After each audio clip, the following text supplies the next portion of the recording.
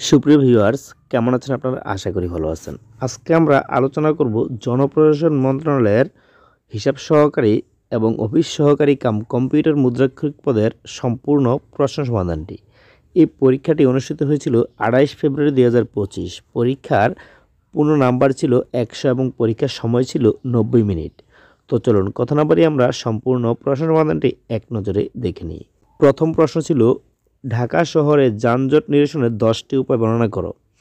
ঢাকা শহরে যে যানজট তা নিরসনের 10টি উপায় লেখার জন্য বলা হয়েছে। 2 নম্বরে বলা হয়েছে ভাব সম্প্রসারণ করুন। জন্ম হোক যথাযথা, কর্ম হোক ভালো। এখানে 10টি বাক্যে লেখার জন্য বলা হয়েছে, 10টি বাক্যের বেশি লিখতে না করেছে। তো 1 নম্বর এবং 2 নম্বর প্রশ্ন আপনারা যে কোনো ব্যাকরণ বই থেকে বা অনলাইন থেকে সংগ্রহ করতে পারেন। 3 নম্বর বলা হয়েছে পার্শ্বে উল্লেখিত প্রত্যেকটির একটি করে সমার্থক শব্দ লিখুন। উর্মি এর সমার্থক শব্দ হচ্ছে ঢেউ, ধেনু এর সমার্থক শব্দ হচ্ছে গরু। 4 নম্বর বলা হয়েছে পার্শ্বে উল্লেখিত প্রত্যেকটি শব্দার্থ সহ বাক্য রচনা করুন।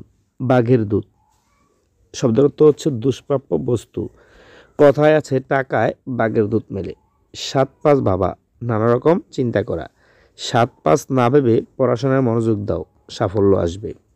হাতের পাস এর অর্থ হচ্ছে শেষ সম্বল।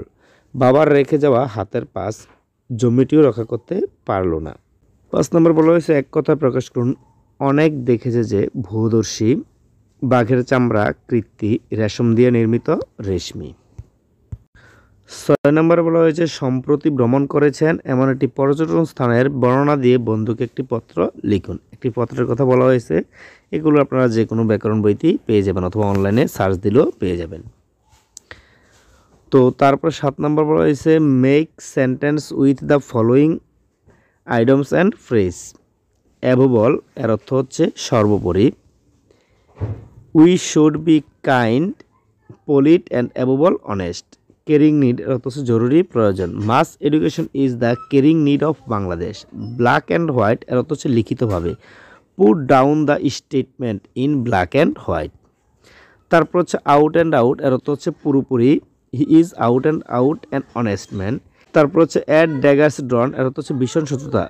The 2 younger man have been at daggers drawn for a month. Make the following noun into adjective. Ambition এটা হবে অ্যাম্বিটিয়াস। ভয়েস এটা হবে ভোকাল। ইনভেন্ট হবে ইনভেন্টিভ। নিড হবে নিডি। ট্রাস্ট হবে ট্রাস্টি। তারপর হচ্ছে fill in the gaps with appropriate preposition. He set out dash home, এটা হবে he set out for home অথবা towards. It is a quarter to 9, 2 এখানে হবে 2। তারপর হচ্ছে the building is dash repair, এটা হবে in repair. He came dash route, এটা হবে by. You are dash time, you are on time. 10 নম্বর রয়েছে write a paragraph on book fair. বইমেলা সম্পর্কে একটি অনুচ্ছেদ লেখার জন্য 10টি বাক্যে। তো এটি আপনারা যে কোনো ব্যাকরণ বইতে পেয়ে যাবেন। 11 নম্বর রয়েছে write an application to the director for 3 days casual leave. Casual leave সম্পর্কে বা নৈমিত্তিক ছুটি সম্পর্কে একটি দরখাস্ত লেখার জন্য বলা হয়েছে। 12 নম্বর 1200 টাকা একটি নির্দিষ্ট হারে সরল মুনাফায় 5 বছরে 1575 টাকা হলে মুনাফার হার কত?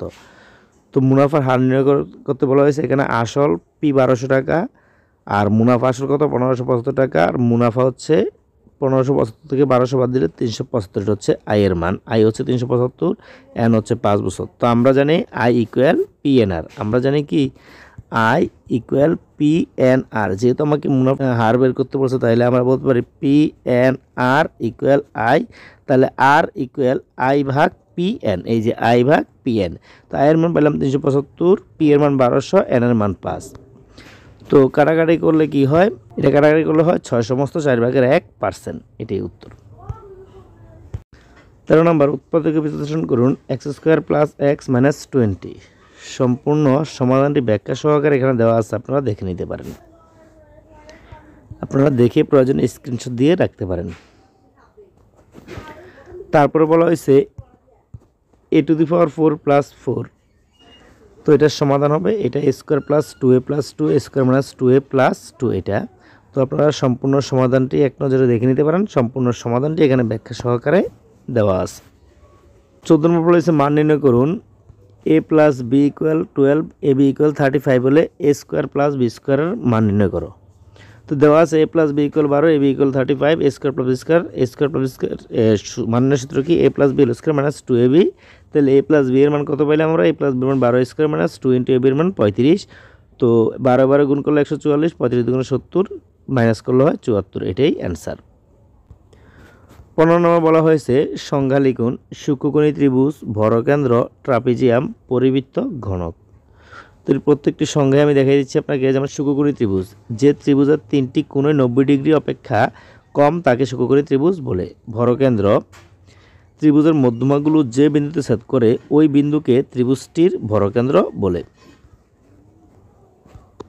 তারপর কি বলছে? ট্রাপিজিয়াম। ট্রাপিজিয়ামের সংজ্ঞা কি? ট্রাপিজিয়াম, যে চতুর্ভুজের এক জোড়া বিপরীত বাহু সমান্তরাল এবং অপর বাহুদের তির্যক তাকে ট্রাপিজিয়াম বলে। ট্রাপিজিয়াম হতে হলে অবশ্যই এক জোড়া সমান্তরাল বাহু থাকতে হবে। তারপর কি বলছে? ট্রাপিজিয়াম, ভরকেন্দ্র গেল। এবার পরিবৃত্ত। পরিবৃত্তের সংজ্ঞা কি? পরিবৃত্তের সংজ্ঞা হচ্ছে কোনো ত্রিভুজের 3টি শীর্ষবিন্দু দিয়ে যায় এমন বৃত্তকে পরিবৃত্ত বলে। তারপর হচ্ছে ঘনক। আয়তাকার ঘনবস্তুর দৈর্ঘ্য, প্রস্থ ও উচ্চতা সমান হলে তাকে ঘনক বলে। তারপর হচ্ছে সংক্ষেপে উত্তর লেখন। জাতিসংঘ কত সালে প্রতিষ্ঠিত হয়? এটা 1945 সালে।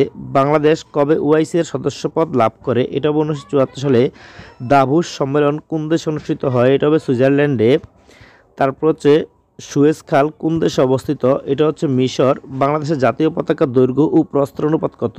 এটা হবে 10:6 অথবা 5:3। 17 নম্বর বলা হয়েছে পূর্ণরূপ লিখুন। বিমস্টেক। বিমস্টেকের পূর্ণরূপ হচ্ছে bay of Bengal initiative for multi sectoral technical and economic cooperation. OMR. OMR এর পূর্ণরূপ হচ্ছে optical mark recognition. HTML. HTML পূর্ণরূপ হচ্ছে হাইপার টেক্সট মার্কআপ ল্যাঙ্গুয়েজ। টিনের পূর্ণরূপ হচ্ছে ট্যাক্স আইডেন্টিফিকেশন নাম্বার। তারপর হচ্ছে ইউএনডিপি। ইউএনডিপির পূর্ণরূপ হচ্ছে ইউনাইটেড নেশনস ডেভেলপমেন্ট প্রোগ্রাম। আর টিকা লিখতে বলা হয়েছে অমর 21-এ বইমেলা এবং রোহিঙ্গা সমস্যা, এই দুটো সম্পর্কে টিকা লিখতে বলা হয়েছে। এই সবগুলোই আপনারা যে কোনো ব্যাকরণ বইতে পেয়ে যাবেন, অথবা আপনারা অনলাইনে সার্চ দিলে সেখান থেকে আপনারা বের করে নিতে পারবেন। ধন্যবাদ এতক্ষণ আমার সঙ্গে থাকার জন্য। আজকের ভিডিওটি এই পর্যন্তই। দেখা হবে পরবর্তী কোনো ভিডিওতে। সেই পর্যন্ত ভালো থাকবেন এবং সুস্থ থাকবেন।